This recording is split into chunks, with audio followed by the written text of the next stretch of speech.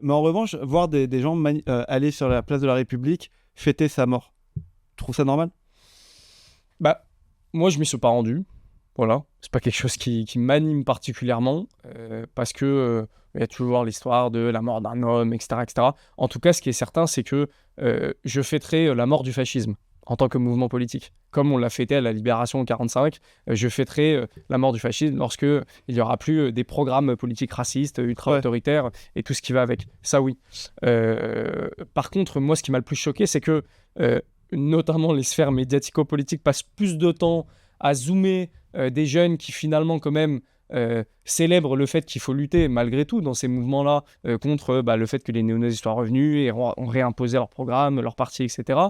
Plutôt que le fait de voir qu'il y ait toute une partie effectivement de cette même classe politico-médiatique qui est capable de rendre hommage à Jean-Marie Le Pen. Il est là le véritable effroi. Mais les deux, chose qui devrait nous inquiéter. Mais non, mais c'est les deux.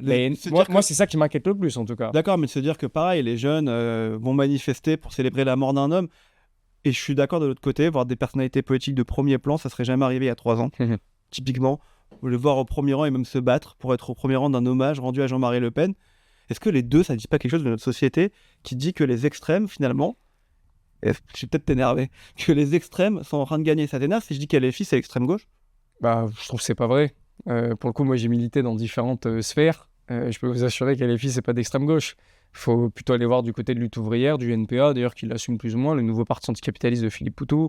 Ça, c'est l'extrême gauche pour moi. Mais c'est des gens qui radicalement des fois, les LFI disent qu'il faut la révolution, qu'il faut changer de système. Ça, c'est l'extrême. C'est ce que dit LFI. Mais non, la 6ème République. C'est pas un extrême de dire qu'il faut non, mais c'est une nouvelle changer de système. C'est changer de système. Mais non, c'est pas changer de système radicalement de quand même. Compte. Mais si tu dis qu'il faut une constitutionnelle, qu'il faut pouvoir révoquer les élus à certains moments. En reprenant l'héritage de la Révolution française, en reprenant toutes ces thématiques, non, LFI n'est pas d'extrême gauche. D'ailleurs, il y a le Conseil d'État qui a tranché, parce que là, on est là à divaguer, etc. Le Conseil d'État a tranché. On va rentrer là-dedans parce qu'on sait très bien comment il a tranché. Le fait est, c'est qu'effectivement, LFI n'est pas d'extrême gauche. Et n'importe quelle personne. Et le RN d'extrême droite activement. Le RN d'extrême droite est fasciste. Évidemment.